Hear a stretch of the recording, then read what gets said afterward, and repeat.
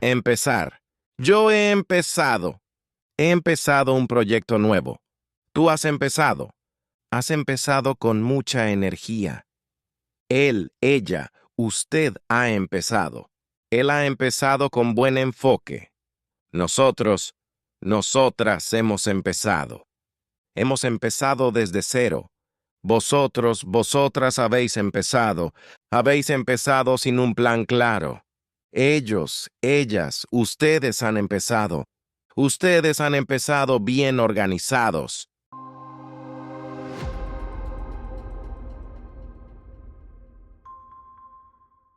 Desde que has empezado este proyecto te veo distinto. Sí, he empezado con muchas ganas, la verdad. Yo también he empezado a verlo con otros ojos. Nosotros hemos empezado con una base más sólida. Eso se nota.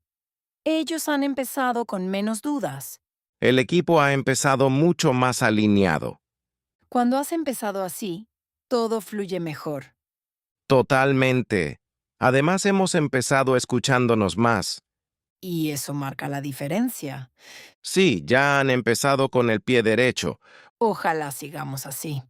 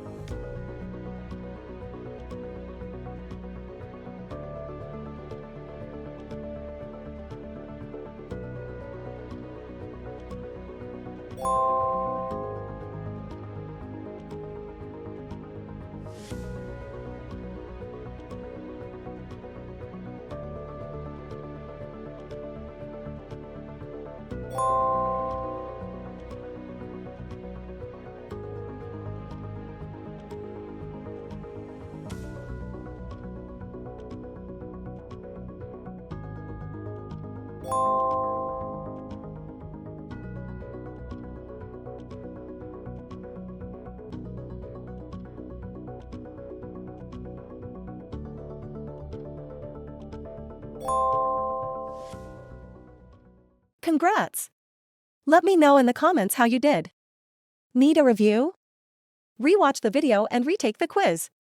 Check the description for more awesome Spanish learning content from Gritty Spanish. Don't forget to like, subscribe, and share.